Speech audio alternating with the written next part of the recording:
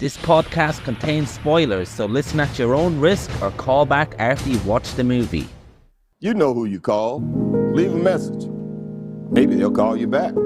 Then again, maybe they won't. We're having ourselves quite a little game of phone tag here. Ring. I usually get this guy's answering machine. I'll call you right back. If you're there, please pick up the phone. I really want to talk to you. I check my fucking messages every day when I come home from work. My answering machine, zero. I got a blinking light. All I have to do is pick up this phone right here, inform the cinema, and your plan's kaput. No, I ain't got no phone. I had to pull, because people calling all the time, and who needs the aggravation, right? Interruptions. Hey man, it's just gone 11 p.m. Monday night. Had the opportunity to start watching a movie pretty early tonight. Often I'll kind of intend to watch a movie and then before you know it, it's just too late to start, but things lined up pretty well this evening. Managed to get started early. And I watched, so if I describe the movie, a 1984 indie thriller synthesizer soundtrack, and prominently features the line, "I'll be back." You'd be mistaken for thinking it was the Terminator, but it was Flashpoint. We watched a bunch of John Dow movies recently, Red Rock West, Kill Me Again, and I really enjoyed those kind of like dusty, neo-noir, borderline Western, gritty kind of TV movie / cinema experience thrillers. And after watching them, I went on Reddit. I was kind of looking at conversations people had about them and came away with a whole bunch of recommendations with sort of similar vibe thrillers to check out. And one of them was this movie Flashpoint, which I'd never heard of before. Now I think the John Dow movies were either quickly bought by HBO or potentially in some cases, maybe the last production actually made by HBO. I know that certainly for Americans, those films are very associated with HBO. I think they did get brief theatrical releases and were kind of failures, but they kind of epitomize a type of film that is like the HBO model. And this film, Flashpoint, is actually, as far as I'm aware, produced by HBO. So I don't know if it ever made it to the cinema, but it is shot on film and it is a very it's a very legitimate movie. It doesn't feel, it feels like effort is being put in on all fronts. So yeah, really kind of scratched the itch that I had for this kind of movie. Again, sort of dusty crime noir, like blue collar crime movie, people getting in over their head, suitcase full of money found in the desert, rifles, corruption, corrupt law enforcement. It's all here. We don't get a femme fatale, but we get a lot of the other ingredients.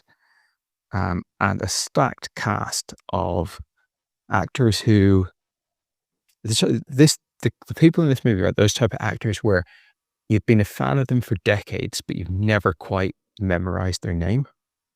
And the reason you haven't memorized their name is not because, you think little of them. You actually really, really like seeing them show up, but they're just never mentioned. They're never talked about.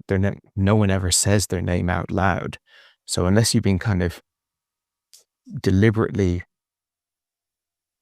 kind of going down a rabbit hole of trying to check out their stuff, which you wouldn't really do because they're usually in small parts.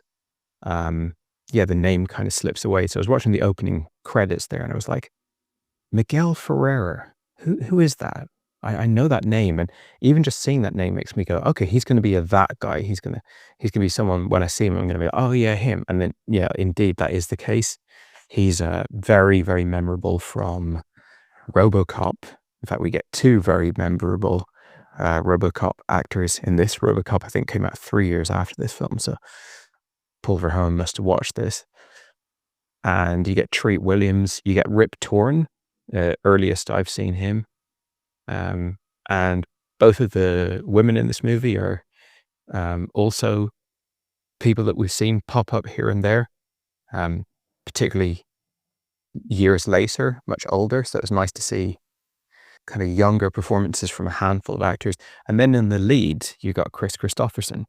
Now, I, of course, have been hearing about Chris Christopherson my whole life, and I've heard his music. You know, he's certainly popular enough that you would have just kind of heard his music, heard a bit about him, heard stories about him, heard him mentioned. You know, he's kind of, you'd have a general awareness of him. But I think not until this movie had I ever sort of sat down with either an album or a movie and really sort of taken stock of him and what he was doing in that piece of work. And yeah, certainly on the strength of this, he's brilliant. I mean, as far as I'm aware, he was always primarily a musician, and just sort of thinking about people who have come at their career completely from a musical angle, like Justin Timberlake, for example, and then eventually moved into acting.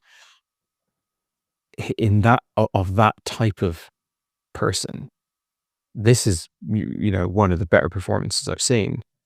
I'm thinking Will Smith maybe as an example, but I, as far as I'm aware, Will Smith's musical career, it's not like he became like a superstar before he was acting. I mean, I think Summertime came out while Fresh Prince was already a thing, but I don't know the exact timeline of that. But certainly this is an interesting case of like the whole movie kind of hanging on the shoulders of how good is this guy's performance, and he completely smashes it. I love the setting. I mean, I'm not I'm not some sort of like deportation nut. I don't necessarily admire this profession or the kind of zeal with which these guys want to catch illegal immigrants. But in the movie, the sort of community that they have really charms you. Their camaraderie, their kind of fear of being phased out by computers. Well, as I was watching the film, I thought, when is this? Is this 92? Could this be as late as like 95, 96? Then I look it up, it's 1984. I think the computer stuff threw me, but it really doesn't feel like this film is just 4 years after the 70s, 4 years after 70s cinema. It feels, to me, much more modern than that. The copy I'm watching is incredibly crystal clear. I don't know if it was a AI remaster, but I didn't see any weird artifacts or something. I don't really know why a film like this, some like trashy old TV movie, would get this level of preservation. But I mean, the copy I'm watching is absolute crystal clear perfection. So maybe that was part of it. Maybe just the fact that it's, you know, celluloid just holds up. Yeah, really impressively ahead of its time. We've watched a few movies recently. Sneakers comes to mind as one of these movies which are like set in the early days of computers and kind of captures some of the anxiety people were feeling about computers coming in, taking their jobs. And indeed, they did come in and take people's jobs, and people have that anxiety now about AI. And I think, you know, probably going to make some movies around now that AI users in 30 years are going to look back and go, geez, this is a bit quaint, but you know, it is all true. Like the professions get, they evolve and they become more industrialized, and people have to leave. That's one of the first scenes we get in this movie is 2/3 of the workforce is about to lose their job because of these new sensor things they're putting in the ground. I mean, I'm sure you were the same watching it, and you clocked that this was all sort of foreshadowing for some sort of sequence where they'd have to navigate the landscape lower than the 2-foot height of the lasers. I was assuming that it was going to be like the whole movie almost, or like the final third of the movie, was them like the two of them crawling through the desert for ages, and realize all of that was just to give us like 2 minutes, maybe 1 minute of actually taking advantage of that. But that's fine. The movie is a short movie. It's an hour and a half. It's got like enough up its sleeve. It's weirdly at its best for me when it's not thrilling. When it's not, I mean, it's engaging, but it's not like super tense suspense thrills for most of the movie. Most of it is just their life. I didn't know the plot of the movie. I didn't know there's any suitcase for the money or anything like that. So when I'm watching it, I'm assuming, because of the fact that I've seen it recommended on Reddit in association with Red Rock West and stuff like that, I'm thinking it is going to ultimately be a crime thriller, and there is going to be some sort of like, it's going to be one of the handful of things that usually are the catalyst for this kind of movie, but I didn't know what it was. So as they were going from job to job, and it's very dense and not, I wouldn't say jargon filled, but it feels incredibly authentic at the beginning, the way they're getting pushed and pulled this way and that way, and they got this coworker and that coworker, and they're being sent to this job and that job, and they're just the whole organization and everything. It was really, really immersive and kept me kind of guessing what's, like, is this the thing? Like, when they show up to the car parked in the middle of nowhere, and they're walking up to it, and you're like, okay, how is this going to kick off the plot? And then you see the two girls in it, and it's like, okay, what was this got to do with it? And eventually and fairly quickly, we do get to the suitcase full of money, but we get a hell of a lot of texture and scene setting before then. We get a lot of just like a world and a culture to hang out in. I'm not sure if you've seen The Last of the Knucklemen. Incredible, absolutely amazing Australian movie about miners. This reminded me of that quite a bit, in terms of just capturing a like dusty, like far away at the edge of the world kind of subculture. We recently both watched The Royal Hotel as well, which I think you watched the documentary that was based on. There's an element of that as well. It's just like a fraternity of people, particularly men, but there are women in this movie. It's a culture that is being captured on film, and that ends up being more interesting than the thriller plot. The thriller plot is a bit more difficult to follow and is not the most amazing or novel thing in the world. The characters of Treat Williams, Chris Christopherson, are brilliant, I think, for this kind of a movie.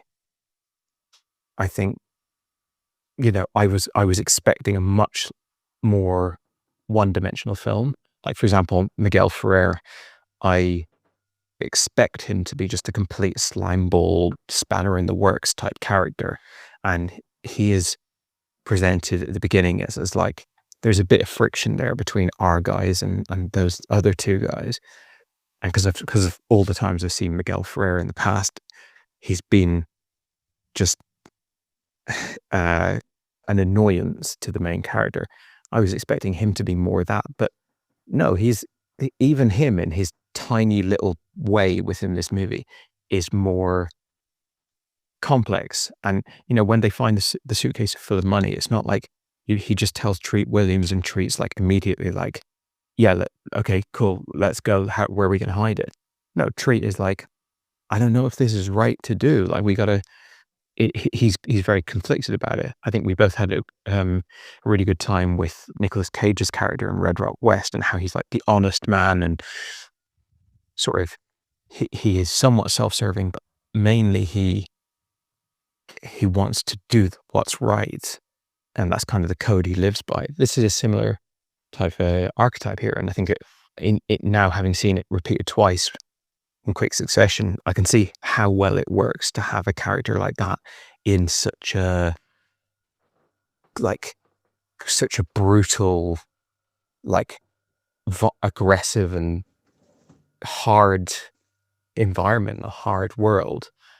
And what's interesting as well is this is about crime. It's about law enforcement. It's about, illegal immigration.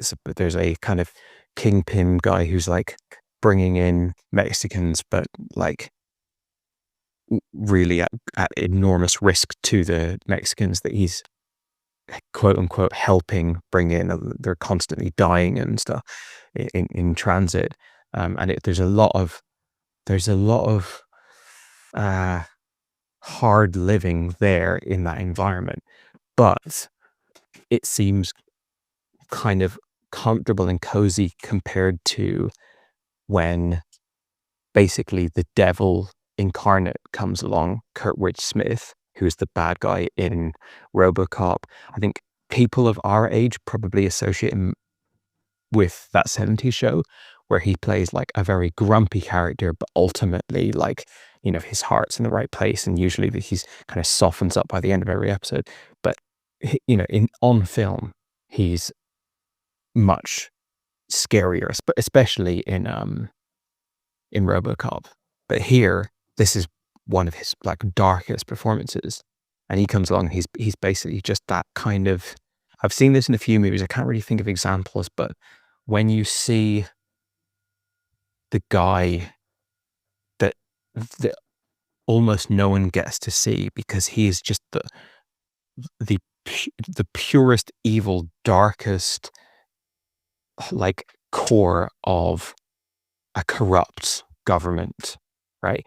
Like, or it could be a government, it could be an organized crime syndicate, but he's the guy that's he's not on record. He doesn't have a name. He's never in like press briefing.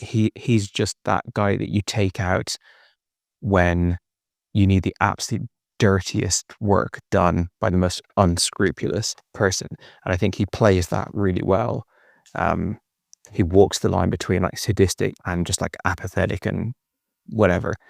And that, I think, is a good character to bring in and contrast of Chris Christopherson, because where Treat Williams is more of the like, he's a bit more squeaky clean, even though he's like a rebel vocally. But when it comes to actually doing actual crime, he's got much more reservations about it. Chris Christopherson is more pragmatic. He's been sort of chewed up and spit out a few times, and he's not as he doesn't have any reservations in that regard. But then, I think when you bring in Kurtwood Smith, then you get like a contrast between like someone who's evil and somebody who's good. And I love their scene together before the plane bust. The end reveal of this all being tied to the Kennedy assassination, the dead body that they found is the person who assassinated John F. Kennedy, and we can assume that he was doing so for the government. And so it's incredibly important to cover this up fully. That's fine. I think it's interesting. It's like a surprise, and it's not something you expect to see in this movie. I sort of clocked it when he saw the JFK picture as he's scrolling through the what is it called? The microfiche or something? The thing in the library. I was like, oh, could that? Yeah, there was a rifle in there. And then he just kind of goes past it, and he's like, oh, I didn't find anything, and it's not mentioned again for like another 25 minutes or something. So I kind of had forgotten about it by that point. But everything up until that point, in terms of like, what is this? Like, who is Kurtwood Smith and what does he want? That was so ambiguous that it actually started to make me less engaged with it. I need something. I was like, why isn't this film not telling me what the baddies want? Like, I can imagine when they sort of tightened this up over the years with something like Enemy of the State, they would always make sure, like if you made this movie now, certainly, like you would be told fairly early on what the bad guys are up to, like what they want, what they're trying to achieve. And in this, it's just like they just show up and they start kind of killing everyone off. And you know that you kind of have seen enough movies to make assumptions about, like, you know, they're obviously trying to cover something up and they're trying to, but at the same time, you know, this thing was like 20 years ago or something, that this car crash. So it's all a bit murky. And as I said, when we get the final answers and resolutions, I'm cool with that. That's all right. I mean, like, you know, at the end of the day, how good of an answer are you ever going to get? Like, how good of a reason are you ever going to get for the baddies to be doing what they're doing in a movie like this? It's always like that we've got some goal that makes sense. In this case, it's something that's even a bit more novel and weird, but it works. And I also really like the first kind of hour of the movie, first 45 minutes of the movie, where it's just sort of like their life. It's them hanging out in bars, hanging out late at night in living rooms, drinking beers, kind of looking after each other, getting pissed off that they got to work a night shift, like bonding with these girls. There's just so much like stuff that I love here.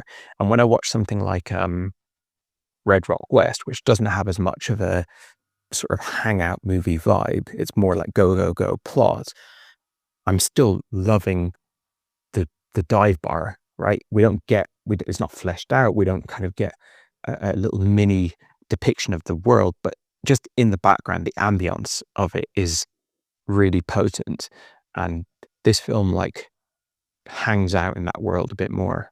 It reminded me a bit of Walker, Texas Ranger. I mean, that's no great surprise because it's set in Texas and they look like Walker, Texas Ranger, and you know, but just him driving around. I didn't even like that show, but just like that sort of like, yeah, oh, there's been a report of someone seeing some tire tracks out in this, you know, area over here. I'll hop in the truck, have a little chat on the way over. We're talking about something different. Then we go check it out. We see something and we got to stop by here. Like, I love that aspect in the movie. And I love all of the little, you know, the people that pop up in it. Jean Smart, an actress who I've seen a lot older. She was great as this much younger version of herself. Another guy pops up, the guy living in the trailer in the middle of nowhere. I was like, who's that guy? I recognize him, but I can't put a finger on it. And I look him up and he is the guy in Home Alone that Kevin is scared of.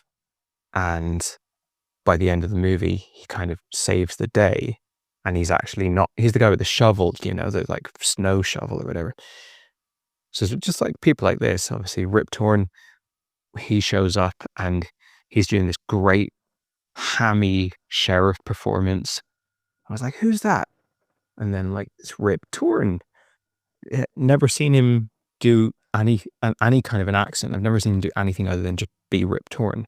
So yeah, good fun stuff. Solid movie. Ticks the boxes of what you want out of something like this.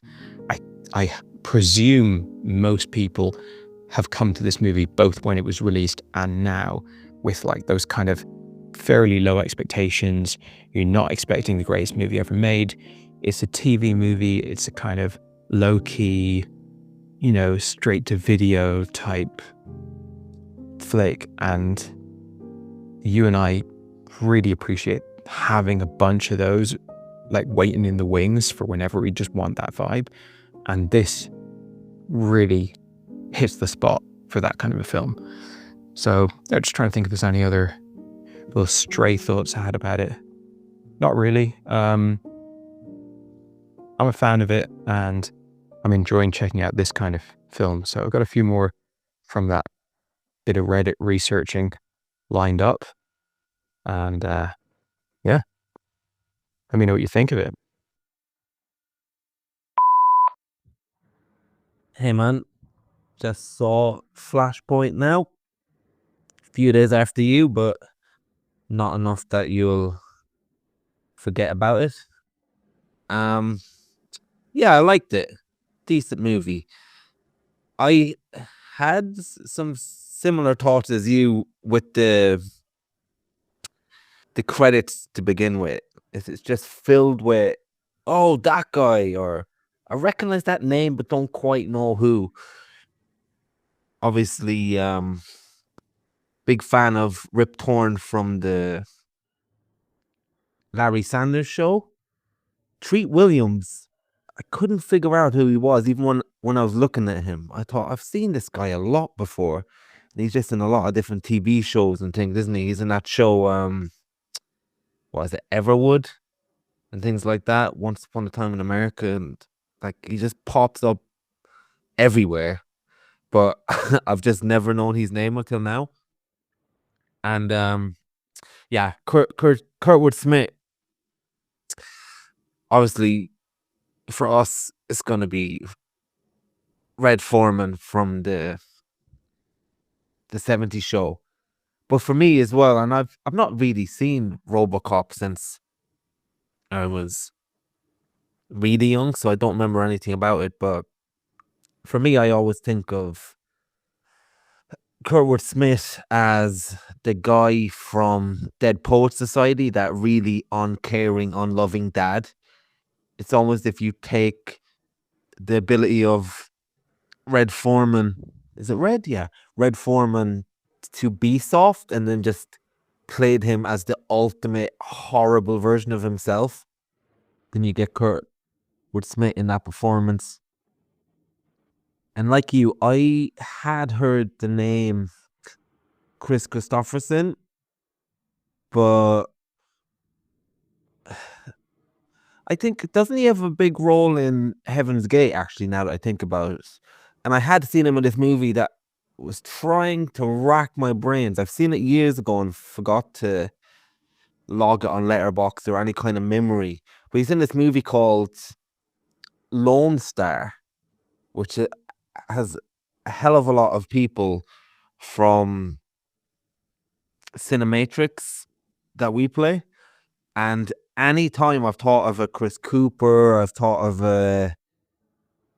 just Matthew McConaughey, Chris Christopherson, all these people. Well, I'm not sure if Chris Christopherson's ever come up in that game, but I've always thought that's the movie that they were in. If I could just think of that movie, and I could never think of it. And yeah, Lone Star, you might want to track that down as well.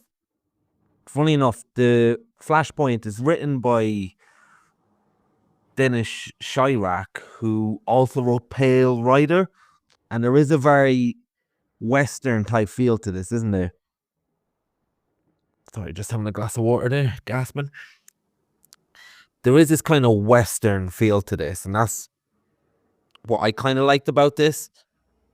It's almost like it's set in a small town like Deadwood in the 1800s, almost in its laboring pace. But of course, because it is the outback as well in many ways, and it's the middle of nowhere. And I think the Chris Christopherson character mentions at one point that they're basically left to themselves, because not only is it an undesirable job, but they have the most undesirable patch in the border area, so they're basically left to their devices. And I think the film does a very good job with their relationship and the interactions between Treat Williams' character and Chris Christopherson's character, who I agree is very good in this. Just a side note as well, I think Will Smith was really famous and then lost all his money and became bankrupt and had to do Fresh Prince to make the money back. That's why he originally got into that. But in terms of a music star who just gets it, I mean, Ice Cube comes to mind. Funnily enough, rappers seem to transition quite well. But in terms of people outside that profession, yeah, Chris Christopherson just gets it, doesn't he? He embodies this character. He's just so believable as everything he portrays in this role. Every piece of information you find out about his character, it just adds another layer to something that's embedded on his face. Obviously, you mentioned the border area. It's not something that you could ever see yourself doing, or I see myself doing. Doesn't seem like the type of work that would interest me, shall we say. But how they get to the crux of why you might be in that environment is very good. And then that allows you to transition into the community quite well. Just from a few key lines of dialogue. There's one scene where, is it the Tess Harper character? Those two girls that they meet up, obviously Jean Smart as well, yeah, very good in that show Legion. When he's having a moment with her and he's describing what he likes about the job, it kind of felt similar to how I felt about removals when I did it for all those years, minus the thrill. But it's just that you're left to your devices, you feel like you're kind of out of the system. And he also admits the thrill of the chase, so they're not sugarcoating this character either. And then you find out later on that I think he was in Vietnam and really high up there and just recused himself from life almost after that. These are just little tidbits, not so much a character study by any means, but there's enough character there for Chris Christopherson to be a very engaging screen presence in everything he does. And Tess Williams as well, another decent actor. The opening scene, well, maybe not the opening scene, because the opening scene is that Jeep flying off the road in the rain, which I guess is, yeah, that is the opening of the movie. And then after that, we get this weird scene where, what's his name? Free Williams is in the shower, and then there's a hand there. And then Chris Christopherson is also in the shower, which had me wondering. I'm thinking, there's no way in 1984 they're going to have something like this. They're not really going to have a gay relationship. That's not going to happen. And obviously it didn't happen. But what it does just go to show you just how comfortable these guys are as part of each other's daily routine and just the camaraderie between the two. And yeah, Tree Williams' character, like you mentioned, he's a bit of a rebel in terms of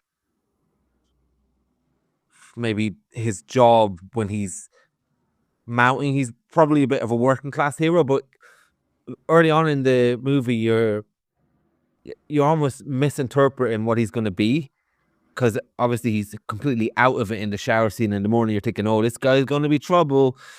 This guy's going to drag Christopherson down. This guy's going to be the loudmouth. And then Chris Christopherson turns to him when he's maybe giving a bit of lip to the commander, and he's like, oh, easy now, you're going over the line. And it sets up a dynamic to begin with that you think is going to be completely different. And then, yeah, like you said, you came across this on a Reddit group from Red Rock West, and you just give it to me and said, watch it. So I had even less idea what this was about than you, but I kind of figured it was in the same wheelhouse. It's interesting you mentioned the copy as well, because in the copy I watched was really good as well. It was really crisp and really nice. So it might be just the case that celluloid is better restored than, I don't know. Celluloid almost feels like it captures a moment, and digital almost feels like it captures something that's fake. Celluloid, even if it is a movie and make believe, it does feel like it captures moments in time. And it was also the first theatrical film produced by HBO Pictures as well. So I don't think it was a TV movie, or unless that's just how you felt it in the feel, and or how it felt to you, should I say. And I agree with you that this movie is at its best when we're seeing them go about their job and go about their business and interact with each other.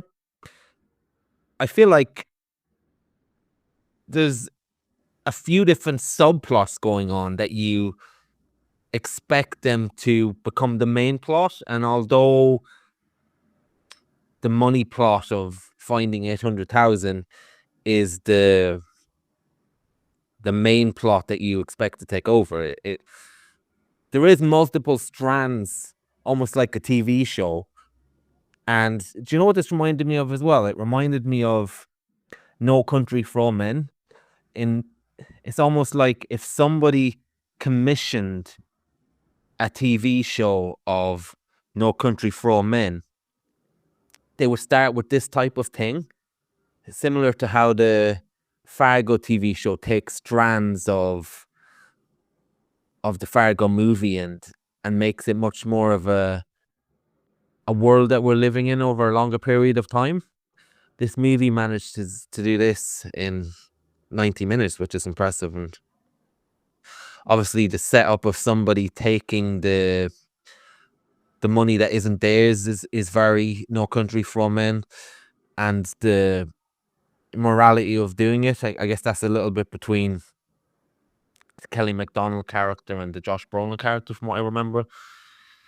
And yeah, so because we get that set up initially where we think Treat Williams is going to be a bit of a troublemaker, it is great when Christopherson invites him into the fold for the money, and you expect at this point that he's going to be completely disgruntled and say, yeah, I'm going to take that money. And then how they go about investigating if they're going to take the money, I thought was a really cool angle to this. Normally it's something completely fucking stupid that tips them off because people have to trace the money. But in this, if they just took it there and then, they're home scot-free. But because of the character of how Treat Williams is, he wants to make sure it's okay to do. And then that sets up the script for them to go about a little bit of detective work. And then that lets us get back to the fun of them driving around. Like there's a scene where Christopherson drives to the plane site, and he comes across it's not a plane, is it? It's a Jeep. It's the Jeep in the opening. Yeah, sorry, it's the Jeep in the opening movie credits that he uncovers.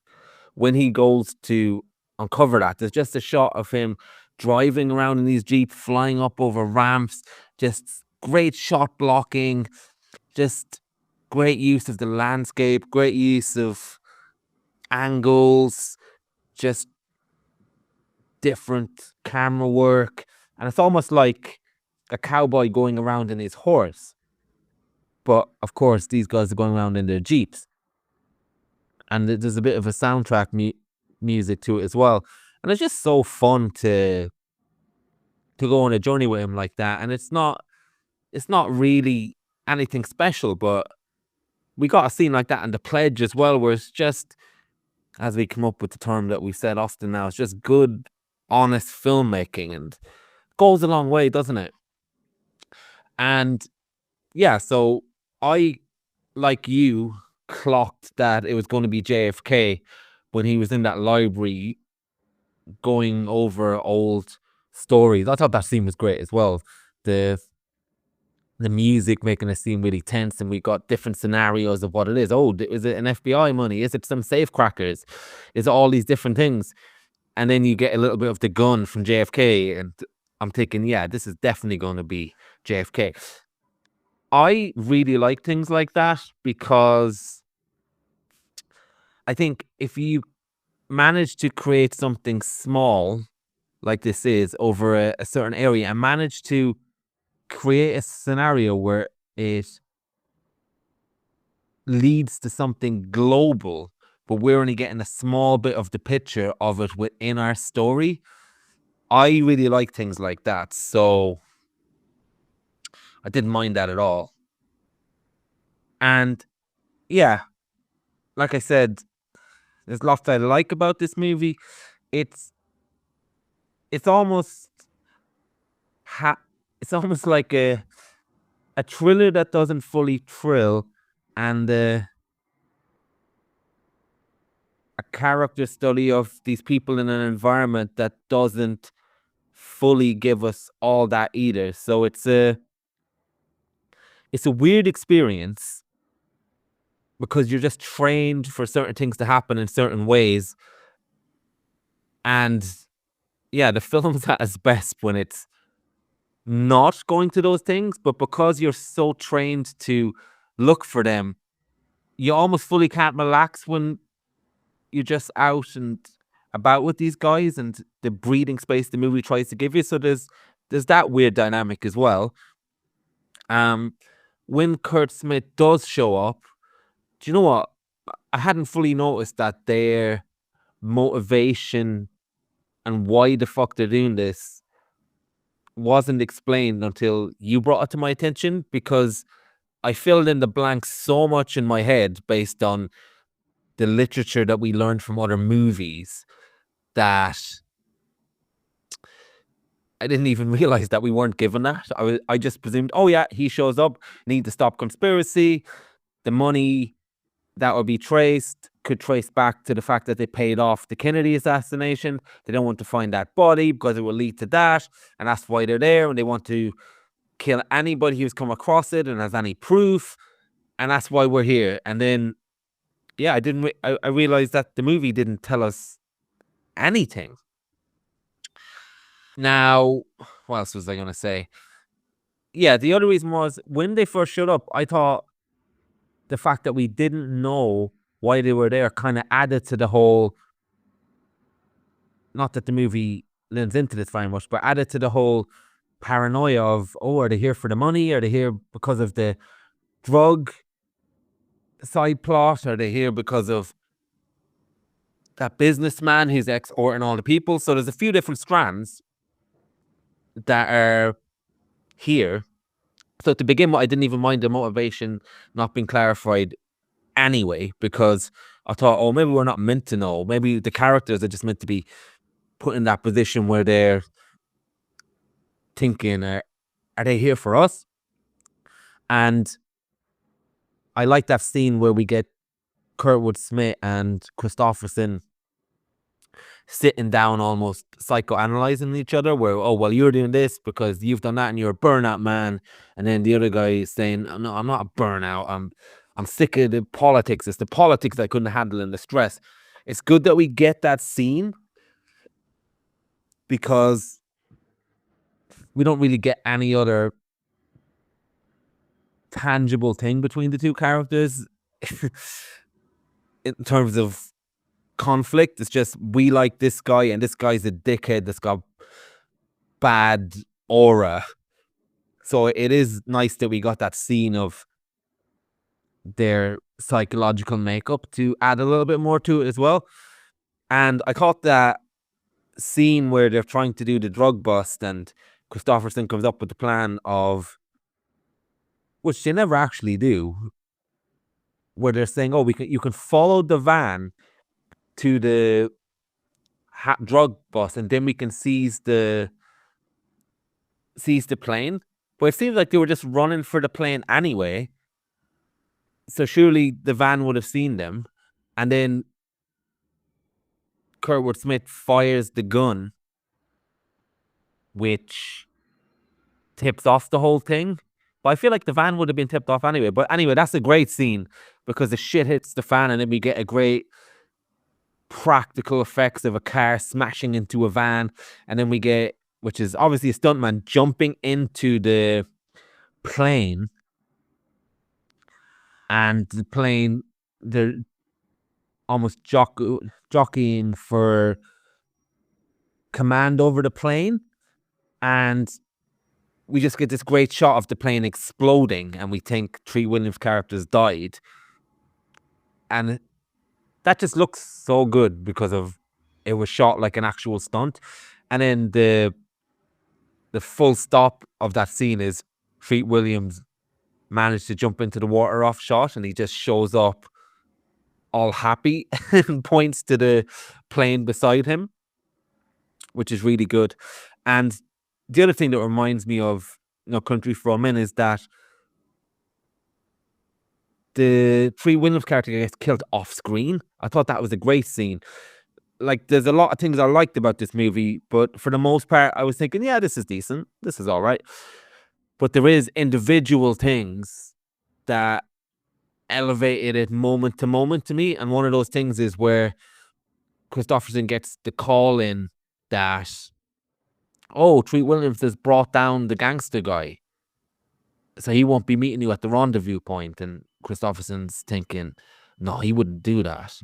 He wouldn't do that. So that's another use of a subplot that we think is happening, which doesn't actually get resolved in the slightest, but it's used to enhance the other plot. So I really like that. And then when he gets to the location, he finds Treat Williams dead off screen. And what I like about this as well, even when they find the other two Border Patrol workers tied up in the house or the barn or whatever, Treat Williams breaks down, and it's not just, oh, we found some dead people. It really shows that it affected him. And in this as well, where Treat Williams is found dead, killed off camera with a knife, similar to Josh Brolin's character in No Country for Old Men. That's great. And when Rip Torn shows off at the end, that's pure Western. I was really there for that, where we get this great sequence where he's saying, oh, you leave and start your life in Mexico. And then Christopherson's like, what are you going to do? And Rip Torn's like, I'm going to wait for them. And then Christopherson says, tell them I'll be back. And then Rip Torn just says, oh, I'll tell them. And then Christopherson drives off, and the credits roll as Rip Torn is just waiting there for the bad guys to show up. Obviously, not the immediate bad guys of the movie who were killed in that great scene as well. I like that as well, where they show up and you think Christopherson's outnumbered and he gets shot on the arm and it's looking pretty hopeless, and that ties into that technology that we saw earlier on in the movie. And the guys sitting down on the monitor is thinking, what's that? Who's that guy? And then we just see this line come out from the shadows on their monitors, and yeah, that's really cool. And how he takes out Kurtwood Smith is really good as well. Proper Western moments here, which you know is my wheelhouse. So yeah, it's at the level of a decent Western for me, and just reminded me of something that you mentioned earlier in your voice note, in terms of, it is crazy that people are worried about computers taking their job, but I feel like this is a universal thing that humans have always been worried about in terms of technology. Obviously, tractors taking away the plowing work, the printing presses, like all these different things that are taking away professions has always been the way. So I feel like just because now we've lived in a time where we've got old enough where things can take away our professions, that we're just noticing it more. But I feel like that's always been the case, just a different type of technology. But anyway, that just came to my head at the last minute.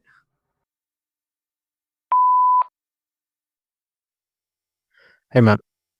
Just going to speak a little quietly because I got a baby sleeping on top of me here. It's interesting hearing your voice note. I think these kind of movies, we've said this time and time again to each other, is like, this is the type of movie that is very dependent on the mood that you're in.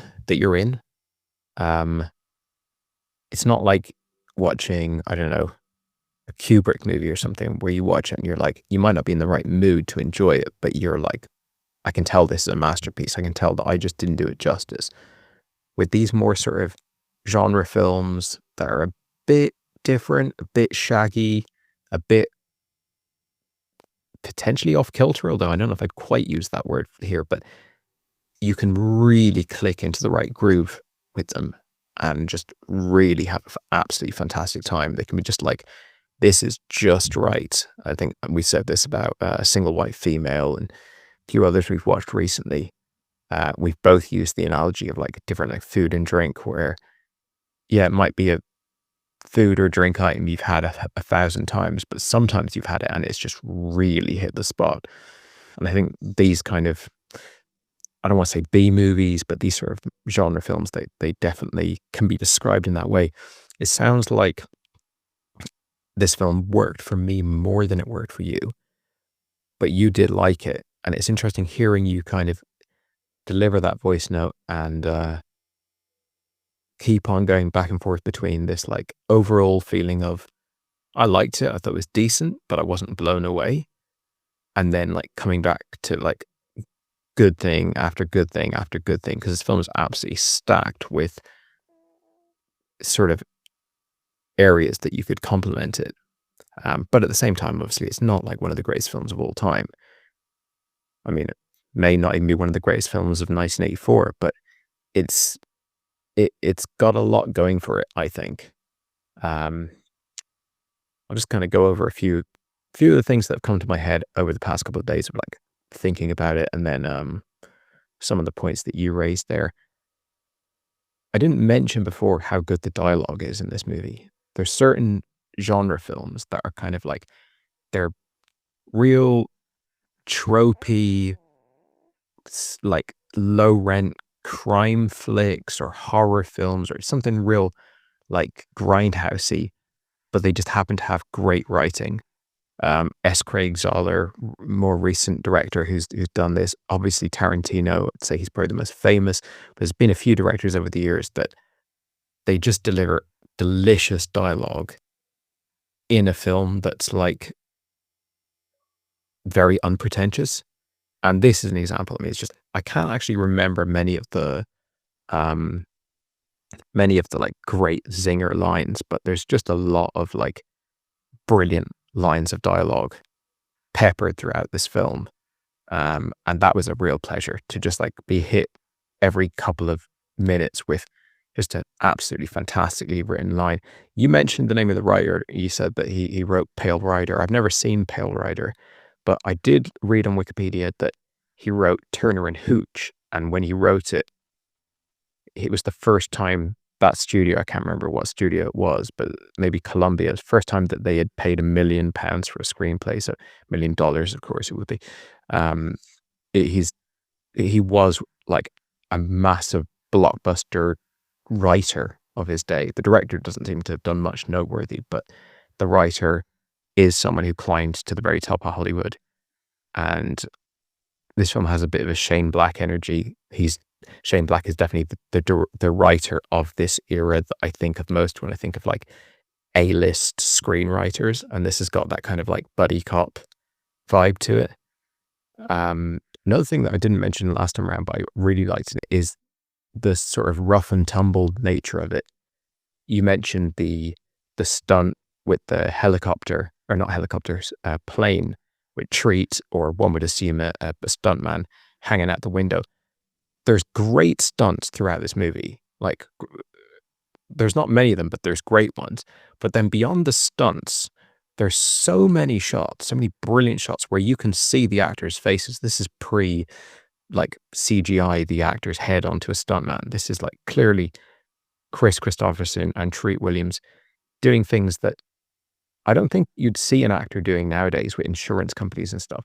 And I'm not talking about Tom Cruise jumping across a skyscraper here. It's much more low-key stuff, but it's just riding along bumpy roads, like skidding around, like jumping over little bumps in the road, or even like that scene where Chris Christopherson is sort of like trying to stay below the lasers and scrambling down through like gravel and just like it's going all over his face and everything. There's so many shots of physicality, and it runs right down to like not stuff that's not even remotely dangerous, but I'm still almost surprised to see it in a movie nowadays. Like for example, that dialogue scene at the beginning where they're in two different cars. I actually thought it was one car initially, and then Chris pulls off and then he reverses back to like check on Tree, who hasn't started driving. Like it seems stupid to say this, but they're really driving, and they're really driving these Jeeps that have no covering, they're open, and it's just nice to see actors doing everything that those characters would do on screen. Again, it seems almost like weird to be complimenting this type of thing, but you just don't see that much physicality nowadays I mean, this isn't an action movie, really. This is a drama. So I appreciated that a lot, and it definitely made them feel more like the characters that they were portraying. Also didn't mention the score, really. I mean, it's Tangerine Dream, who've done a lot of films of this era, and it's brilliant. Like, I think one thing I like about Tangerine Dream is when they do a score, they don't try to blend into the background and disappear. And I'm not saying that all movies are suited to that. Like, there's plenty of movies where you don't want to be distracting from the movie. You want to just make it almost like you wouldn't even notice the score, but it's still a brilliant score. But in their case, they really stand out as composers, and obviously musicians in their own right, but certainly like film composers, which is mainly how I know them, that really make some weird, interesting choices. And this film, for a HBO movie, like you said, it was released in the cinema, but still the energy of it is very much a HBO movie. It's this film, considering that, is stacked full of interesting choices. You've mentioned many of them there. Ways in which characters act and the ways in which the world's set up that is like, okay, that's an interesting choice. I was not expecting things to go that way. And the score is absolutely one of them. Like, the score is fantastic and so idiosyncratic and strange. And then, of course, the film has loads of ways in which it's just comfortable, just familiar, enjoyable genre dessert cinema. Like the baddies, the kind of government cronies, like that's just like, they show up and they do the thing they do in every movie that they're in. But still, you get that scene on the beach where they're, like you said, they're kind of psychoanalyzing each other, or just basically, it's almost like they're dissing each other, which is really cool. You mentioned Lone Star. That is actually one of the films that came up in this little bit of research I did after the John Dahl movies. I was given a whole bunch. I said I read on Reddit a bunch of movies that might be worth watching if you liked Kill Me Again and Red Rock West, and Lone Star was one that came up time and time again. So I didn't realize you'd seen Lone Star, but I'm well up for watching that next. I'm not sure if you'd be up for revisiting it. Like we said about Chris Christopherson, it is amazing that that this isn't his career. Like, that he's not an actor. Like, he is an actor, but you know what I mean? Like, that's not what he's famous for. Yet he is so believable. He sells all these moments. He makes this character into someone that you can really invest in. It's not a cheap genre character. It's a like very deep, well-rounded drama character. And yeah, I love it for that. I also love the kind of little tie between him and Rip Torn that is his father. Now, the age difference between Chris and Rip is probably not appropriate for that, but they just went with the best actors for the parts. So, you know, you kind of have to forgive them the math. But I like that Rip Torn, now, whether knowingly or not, he colluded in the Kennedy assassination. And he is probably still interested in keeping it quiet. Like, it's not like he's going to the press. He's not a whistleblower or something. But one thing that he has that trumps that is the loyalty to Chris Christopherson's dad. And I like that. I always like that sort of, it doesn't matter where you come from, whether you're like a criminal or you're corrupt or whatever, but you do have certain loyalties that you want to do right by. And I really like that element of the plot. And as you said, with many of the things about like the way Treat reacts to being pulled in on the crime and everything, it's people acting in a way that's true to their character rather than true to the tropes of the genre. And I think that probably stems from the fact that this is an adaptation of a novel, which, I mean, there's a lot more room in a novel, I suppose, to have like more nuanced characters, and some of that will probably be pulled from there.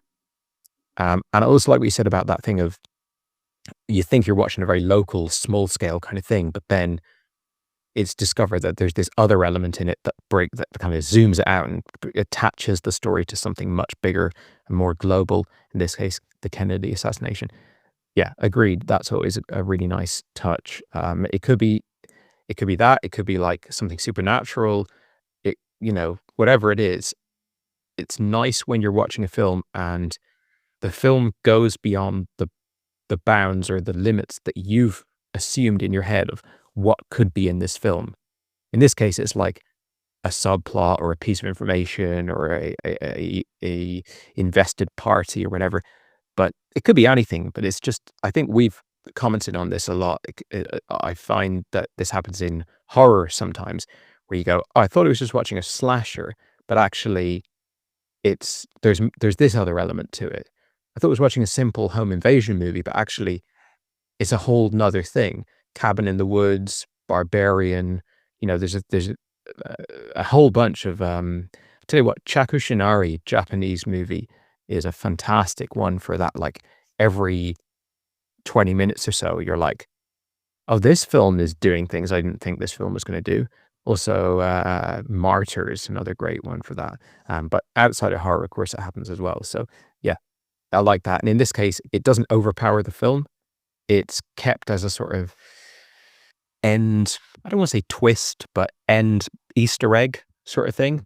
The one problem it causes is that because they hide it so much and they spend so much time not telling us why the baddies are after them, so to speak, it kind of leaves about half an hour of the film feeling a bit too mysterious. And there's no like mystery or suspense intended, or certainly not that kind of harmonizes with the film that you're watching. But yeah, anyway, sounds like we had a similar, we liked the same sort of things from this movie, I think, and the cast is really strong. And judging on the kind of just a cursory glance at the other films by this director, I don't really feel compelled to check anything else out, but it's a shame because things really came together quite nicely here in this one. Maybe the writer is the one to dig a little deeper on.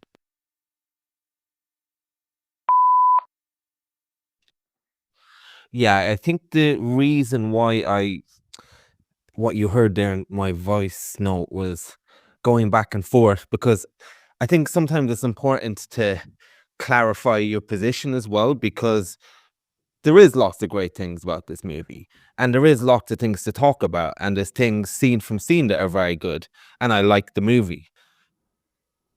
But sometimes when you're talking, as we are, like between two friends who are really into film, you can get very much enthusiastic about what really worked.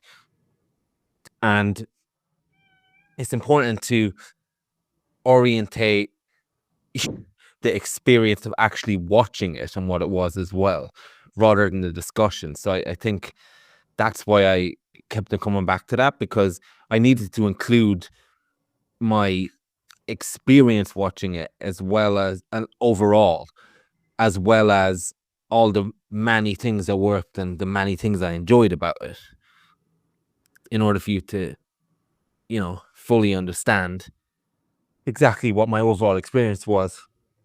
You mentioned a few things there. The soundtrack, absolutely. I'll be honest with you, I don't even know who Tangerine Dream are. I yeah, I have no idea who Tangerine Dream are. I've heard the name, so I presume they're some kind of 80s band. There's a wrestler called Velveteen Dreams that's very flamboyant. So maybe maybe that's where he got his shtick from. But one thing that I forgot to mention as well was that as much as I enjoyed the end sequence and the end credits rolling, the song that was used was absolutely horrific. And apparently they were going to... I actually looked this up because it was so horrific compared to the rest of the soundtrack that I had to figure out what was going on. So apparently they were originally going to use a Rolling Stones song, and they told Tangerine Dream, just compose everything else, no problem, but we don't want you for the end credits because we've got an end credits in mind. So they were like, cool. Then the Rolling Stones song cost too much, so they got somebody else to do the song. I don't know who it is, but it is so funny if you listen to the lyrics, because the credits rolled for so long that I was thinking, oh, maybe more bad guys will show up that Rip Torn's waiting for. And while the credits are playing, we get this song, and it's, "You've gone down to Mexico, have a second chance." And it's so literal what's going on. It's almost like when South Park did that. "We're gonna have a montage. Every shot shows a progression." And it was just so out of place and so bad. I couldn't understand this. My cat just lunged at me to bite me. Stop that. Oi. And yeah, I can't remember all the lyrics, but "You got money, go to the border of Mexico." So I just want to live my life by songs that tell me directly what I'm doing from now on. "You've heard a message from Michael, now you are responding."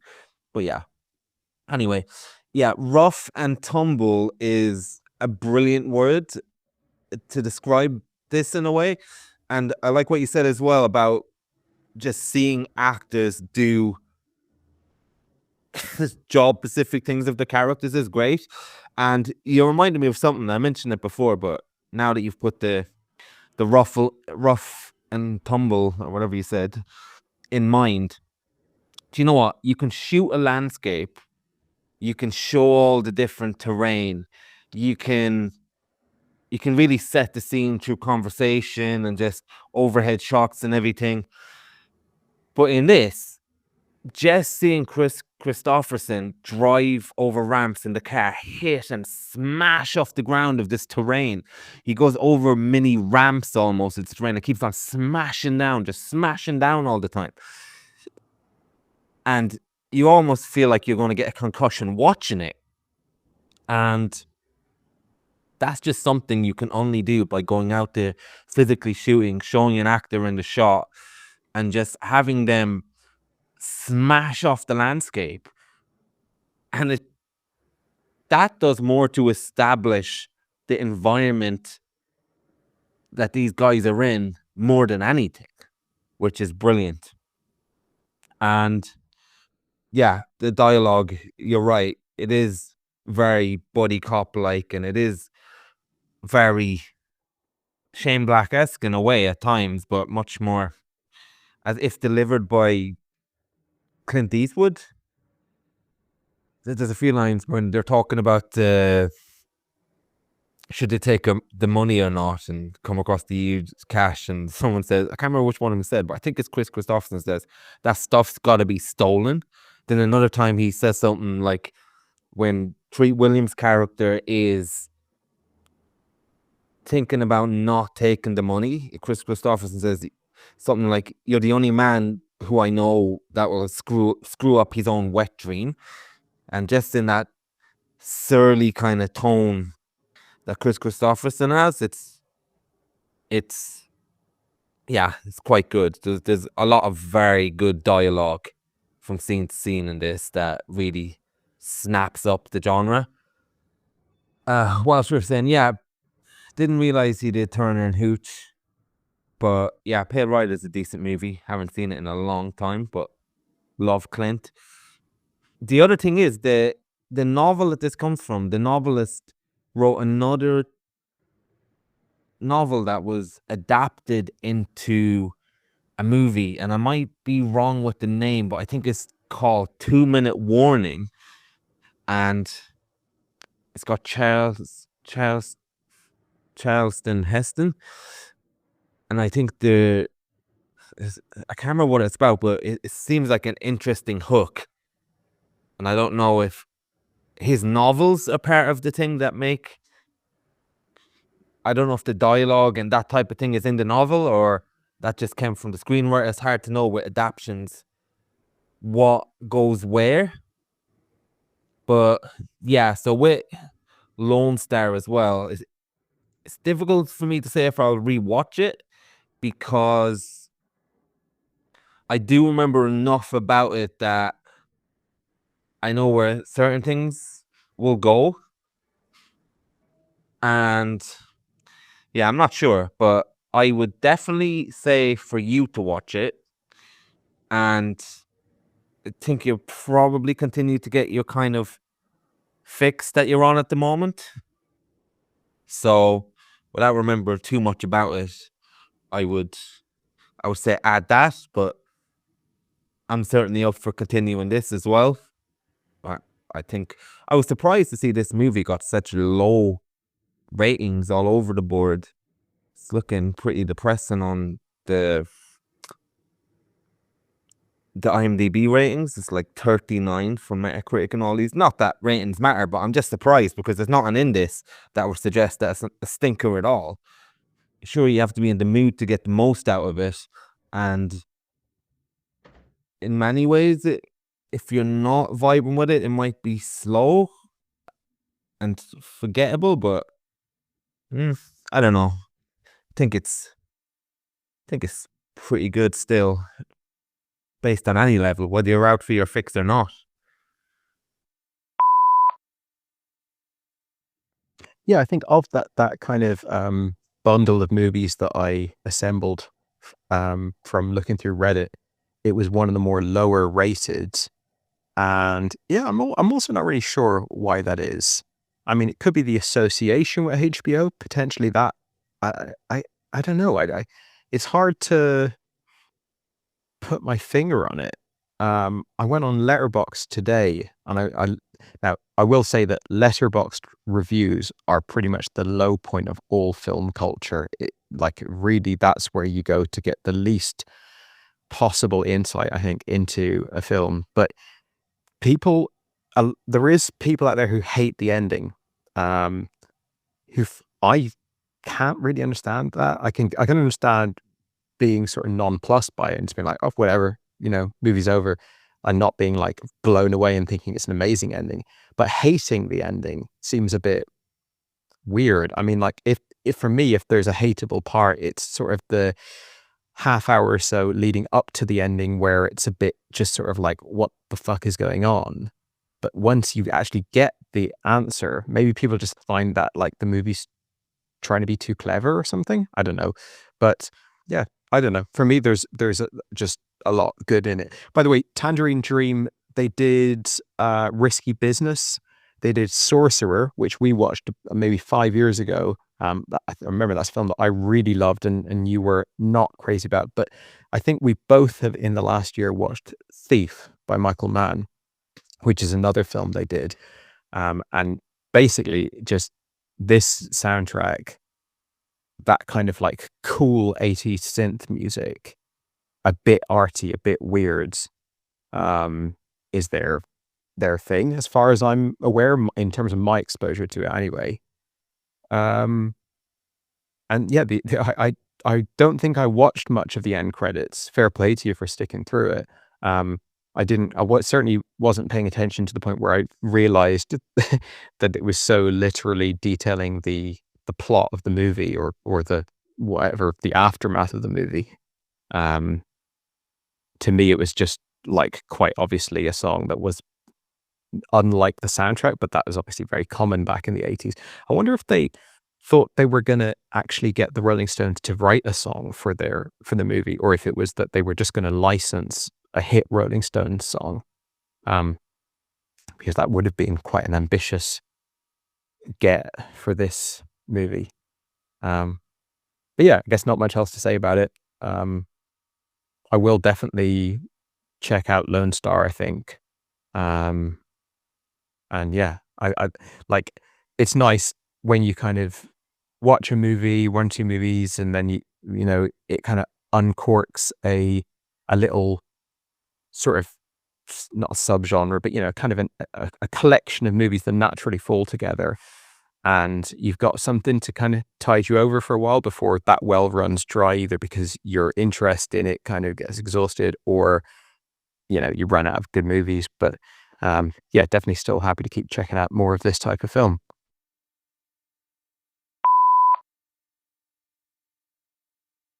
By the way, this is just a slight epilogue to Flashpoint. So it's now Friday. I watched it on the Monday, and on the Monday evening, I listened to the in-credit song again to trash it, and I was going to write down the lyrics quite literally of everything it talks about to Mexico and all this. And then I got halfway through it and I said, fuck it, I'm not going to do that. But it's been in my head since Monday, every second of every minute of the day. All I've got in my head is Flashpoint, do do do do do, and it's got a killer guitar riff. So now I've done a 180, and I'm thinking, is this a good song? Is it? Or is it just one of the songs that can't get out of my head?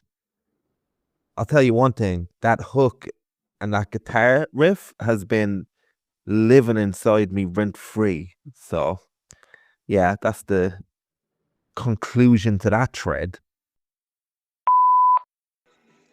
Okay, I've just got to the end of the song Flashpoint. Just looked up a YouTube video of it. I think when I was watching the movie, it was an unwelcome and awkward juxtaposition to the Tangerine Dream score. And I loved the music, and the music in the movie is like, it's borderline sound design rather than music. Like at times, it's so experimental. Again, like a bit reminiscent of their score of Thief, which we watched recently, but it almost kind of works better in Flashpoint because it's the movie. I don't know. It's such a kind of classically cool retro video VHS vibes type of movie, whereas Thief is just got that little bit more of prestige sheen, but it still works great in Thief. Anyway, when the song came up, I was like, oh, they did that. They did a song that says Flashpoint, and that was the end thing. And I think I might have checked who it was. Listening to it now in isolation, the guy's got a little bit of a Springsteen quality to his voice. I have to say, like, I really enjoyed listening to that song there now. And as you said, it is very literal. It is an interesting choice to go to, like, describe so much. Like, what do they give the guys the screenplay and just be like, okay, I want you to read this, and I want you to write a song about it. But like, I'm thinking like The Power of Love, Huey Lewis and the News, that's got nothing to do with Back to the Future, but it's so synonymous with that movie, and it's so like works as like great song with the energy of that movie, with the kind of the fun vibe of it, but like nothing to do narratively, as far as I remember anyway. So that to me is the more common route to go back then when every movie had a song. So it's an interesting choice. But I'm not a big lyrics guy anyway, so I kind of like wouldn't even have noticed that much, except for the fact that they say caught in a flashpoint. But I love the song now. Completely passed me by when the movie ended. I think I probably just like paused it pretty quickly. I was just like done with that. But what I also love, and what makes me so glad we've gone down this weird little rabbit hole, is the YouTube video, which is called The Gems Flashpoint AOR Soundtrack Rarity. Uploaded 6 years ago. It's got 8,000 views. art or like the picture or whatever that they've used for the video is the VHS cover kind of like spread out, so you can see the spine, you can see both sides, and boy is that a sight to behold. I mean, that is the cherry on top of the experience of watching Flashpoint. In fact, had I rented this 20 years ago from a video store and had that just incredible collage, like graphic design mixed with compositing, mixed with like the promise of more action than the film actually has, and illustration, it's got a bit of painting, it's got the works. That is a fucking sight to behold, man. And that VHS cover, and I'll send it to you. I don't know, that's just like such a big part. Like, if you wanted to show someone why you like these movies and why you have nostalgia for this type of cinema, I think this is Exhibit A. So yeah, definitely worth going down that rabbit hole to get this, like, the final artifact out of this movie that solidifies it in my head as a classic. Oh, that's brilliant. That cover is great. Did you notice the tagline? They believe in the law and their country, and that's why someone wants them dead. I'm pretty sure someone wants them dead because they took the money. That leads back to the Kennedy assassination. I need to read this VHS thing properly.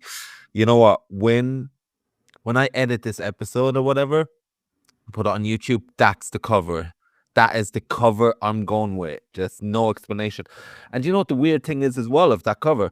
They're holding guns, but there's like just lightning strikes coming out of it. So it's making it look like it's almost Ghostbusters or Supernatural. And then they have a picture of like the skull on the steering wheel in the desert. Oh, that's brilliant. And just like a really cool shot of Red Foreman, I can't remember his name, Kurt, whatever, with the gun out. Like, this looks like the most action-packed 80s thing ever. I think we've got to the bottom now of why people give this such low scores. Because if you saw this cover, you are thinking you're in for a fun ride. And just going back to that, they believed in the law in their country. That doesn't even jive in the slightest with the cover art as well. And the Flashpoint, yeah, brilliant. Now, to be fair, the power of love, just to go back to that, is, I mean, the whole plot of Back to the Future is that he needs to get his parents to fall in love so he exists. So it is quite literal in terms of thematically anyway. But in terms of the lyrics, it's not. He went back in time to make your mother fall in love with your dad. I think that's the difference. It's okay to have Flashpoint in it. Oh yeah, this has been good though. This has been good. Also, not just that. So I've got the VHS cover on my screen now as well. So they also say at the back. So on the front they say they believed in the law and their country. That's why someone wanted them dead. And at the back they say Kennedy was assassinated. The evidence was buried. And someone big wants it to stay that way until two men stumble upon a secret kept for 20 years, a secret that threatens to bury them. What? They've got two taglines at each, one at the front and one at the back. One that gives away a fucking twist, and the other which is completely wrong. So it's the one at the front to get you hooked, and then they hope you don't read the back. Or if you happen to ignore the front, oh, that's brilliant. Yeah, this is good. This is very good.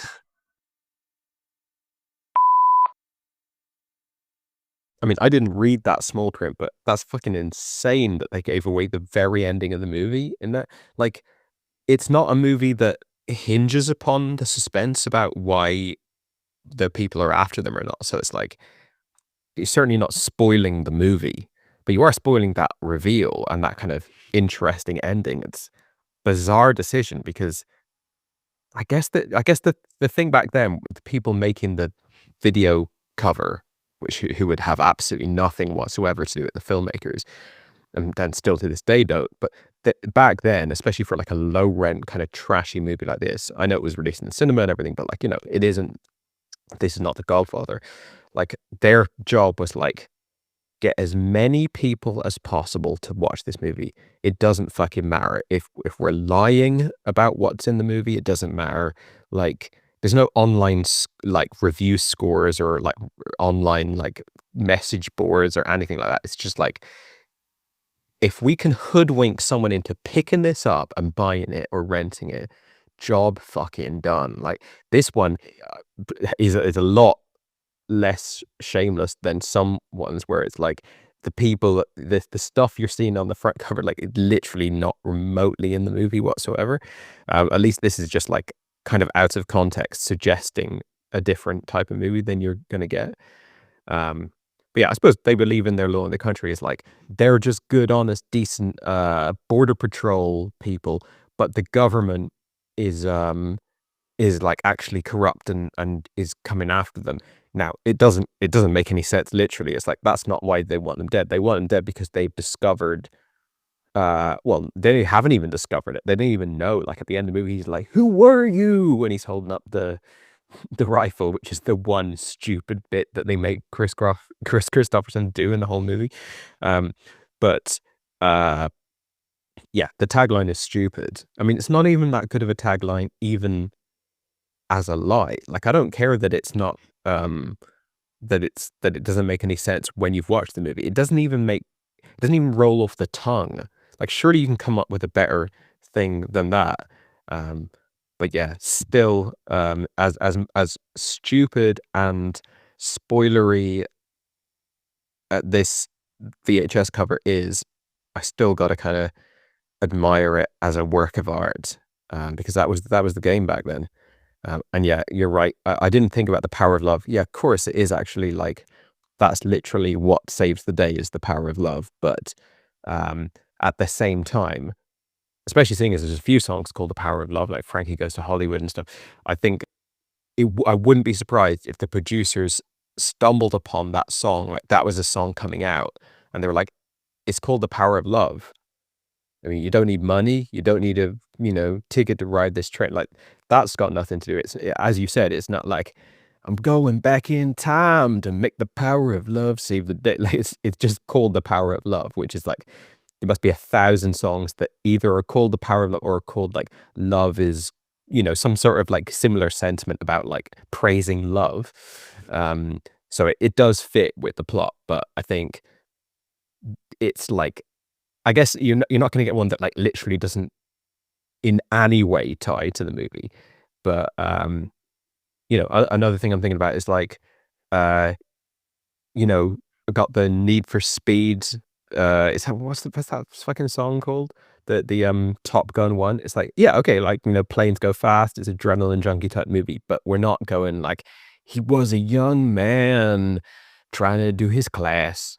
Like,